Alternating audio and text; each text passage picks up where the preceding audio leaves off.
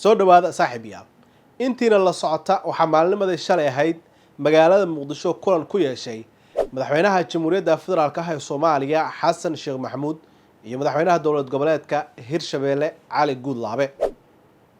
Kulanka ayaa waxaa la soo warinayaa in looga hadlay qodobo ay ka mid yihiin dardargelinta doorashooyinka qof iyo cod ee la filayo in dhawaan laga qabto deegaanada maamulkaasi Hirshabeelle. Haddaba warbixintan waxaan kugu wadaagi doonaa qodobada ugu muhiimsan ee looga hadlay kulankaasi iyadoo aynu la hadalnay ilo xog ogaal ah oo kulankaasi isha ku hayay ayna inoo cadeeyeen qodobo aadan filaynin in looga hadlay kulankaasi. Waxaan sidoo kale warbixintan kugu wadaagi doonaa JSB yay u wadaa in Hirshabeelle ay uga dhigto madaxweyne. waxaan ahay Iftaax Durdur hadii aad nagu cusub tahay nagu soo bir hadii aad hore inala joogtay waan kaaga mahad celinaynaa aragtidaadi waa inoo muhiim halka hoose ee faallada inoogu reeb mahadsanid. Magaalada Muqdisho ee caasimadda dalka waxaa maalinimadii shalay ahayd kulan ku yeeshay madaxweynaha Jamhuuriyadda Federaalka ah ee Soomaaliya iyo hogaamiyaha dowlad goboleedka Hirshabeelle Cali Guudlaabe. Kulanka ayaa sida ay inoo xaqiijiyeen ilo xog ogaal ah waxaa looga wada hadlay qodobo dhowr ah oo ay ka mid yihiin sidii loo dardargelin lahaa doorashooyin qof iyo codka ah ee la filayo in 5 bisha soo socota ay diiwaangelinteedii ka bilowdaan deegaanada maamulka Hirshabeelle iyo sidoo kale 5 sare ee soo socota maamulka Hirshabeelle yaa hogaamin doona. Qodobada ugu muhiimsan ee looga hadlay kulanka ayaa labadaasi qodob ay ka mid ahaayeen. Kulanka markuu soo idlaaday waxaa soo baxay warar sheegaya in Cali Cabdullaahi Xuseen Guudlaabe la siiyay kaarkii uu ku matali lahaa xisbiga JSB uuna ku noqon lahaa musharaxa hogaamiyaha Hirshabeelle ee 5 sano ee soo socota isagoona markaa matalaya xisbiga JSB. balse ilo xog ogaal ah oo aan la hadalnay ayaa waxay inoo xaqiijiyeen in ilaa iyo hadda aan madaxweynaha Jamhuuriyadda Federaalka ah ee Soomaaliya cidna u ballanqaadin oo ballanqaad rasmi ah siinin inuu ka dhigayo amaba uu ku taageerayo inuu noqdo madaxweynaha Hirshabeelle ee 5 sano ee soo socota. Hirshabeelle sida aynu ognahay waxay ka kooban tahay 2 gobol oo Hiiraan iyo Shabeelle Dhexe ah waxaana labadaasi gobol dega qabaa'ilaad fara badan kuwaas oo midba midka kale ee sanadkan sheeganayo inuu noqon doono madaxweynaha ee maamulka Hirshabeelle 5 sano ee soo socota. beesha degta Hiiraan ayaa ugu badan inta musharax ee ka socota ee sheeganaya in tikidkii JSB iyagu ay qaateen markaanina Hirshabeelle iyagu ay madaxweyne ka noqon doonaan.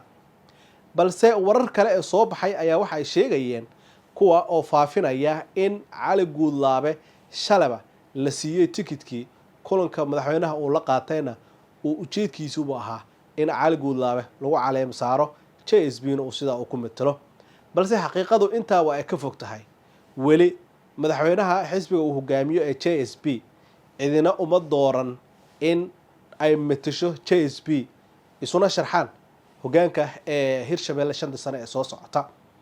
balse waxa ifafaalada ay muuqato oo eg tahay in doorashada la shaaciyay dib u dhac ku imaan doono sabab la xiriira sida aynu la socono maalin ka hor guddiga madaxa bannaan ee doorashooyinka qaranka waxay shaaciyeen jadwalka doorasho ee deegaanada maamulkaasi Hirshabeelle laga qabanayo iyadoo horaanta bisha hadda inagu soo foodleh 5teediba ee la filayo in diiwaangelinta doorashooyinkaasi ay ka bilowdaan isla bishaas gudaheedii ee 20 bisha marka ay tahayna la dooran doono hogaanka maamulkaasi Hirshabeelle.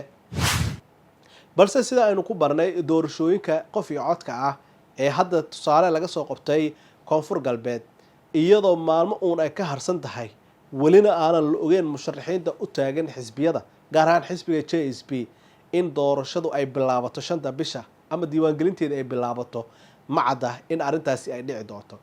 balse sheegashooyin kala duwan ayaa isbarbaryaacaya taasi oo sheegaysa in qof kasta ee musharax ah uu markaasi media uu la taagan yahay inuu asig yahay midka la doortay ee JSB matali doona oo tartami doono hogaaminta maamulka Hirshabeelle 5 sano ee soo socota. beesha degta Hiiraan ayaa waxa markaasi ay iyaguna sheeganayaan in tookadani ay tahay markoodii kaarka ama ticketkana mar horeba madaxweynuhu uu siiyey. waxaa isweydiin mudan maxay tahay sababta Hirshabelle aanan weli u caddeyn cidda markaasi hoggaanka saxda u tartami doonta matali doontana xisbiga JSP. shanta bishan soo socota Agosto waxaa loo dareerayaa diiwaangelinta markaasi doorashooyinka ama codbixiyaasha, iyadoo markaasi ay soo dooran doonaan dadka shacabka ah golaha wakiilada ku matalaya Hirshabelle. kadibna golaha wakiiladu ay dooran doonaan hogaamiyaha 5 sano ee soo socota maamulkaasi.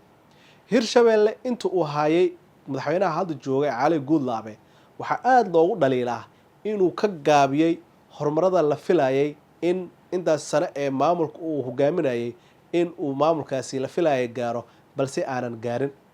waxaase xusid mudan in weli deegaanada maamulka Hirshabelle uu ka armiyo in ay ku jiraan dagaal ka dhan ah al-shabaab iyo sidoo kale la dagaalanka musuqmaasuqa, iyadoona dhinaca kale maamulka markaasi uu haysto in kaabiyaashii dhaqaalahana uu soo dhiso.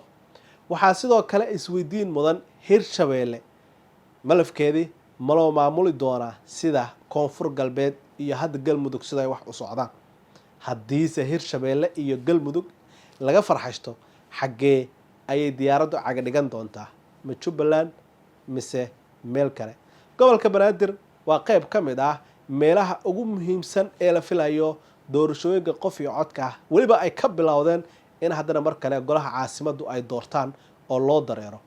waxaana iyaduna ay ku jirtaa qaybaha ugu muhiimsan ee isha lagu hayo markaasi dadkuna ay u hamuun qabaan in hoggaanka ay iyagu soo doortaan hadhowdana ay iyagu la xisaabtamaan.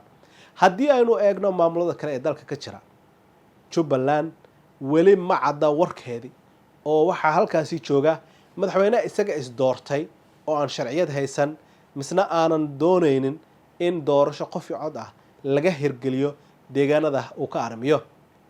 inkastoo deegaanada maamulkaasi uu ka armiyo waa Axmed Madoobe aanan tiro badnaynba, qayb shabaab haysta, qaybna asigu uun isku koobay, halka qaybta kalena dowladda dhexe hadda ay damacsan tahay in doorasho qof iyo cod ah laga hirgeliyo sidaana loogu baahiyo deegaanada kale ee maamulka ka tirsan.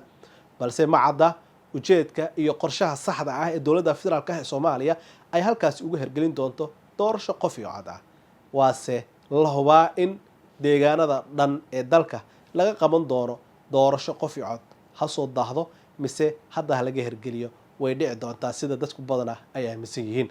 dadka falanqeeya siyaasadda gudaha gaar ahaan deegaanada Hirshabelle iyo deegaanada kale ee koonfurta ayaa waxay aaminsan yihiin in Hirshabelle doorashadeedii ay ka duwanaan doonto tan ka dhacday koonfur galbeed iyo mid hadda ka socota deegaanada galmudug oo la filayo in dhawaan halkaasi hoggaanka 5 sano ee soo socota galmudug lagu doorto musharaxa ugu cadcad ee hadda tartamaya amaba xisbiga JSP matalaya Liibaan Axmed.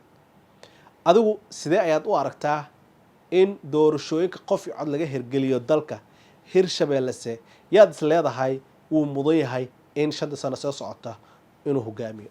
aragtidaadii halka hoose ee faallada inoogu reeb. mahadsanid.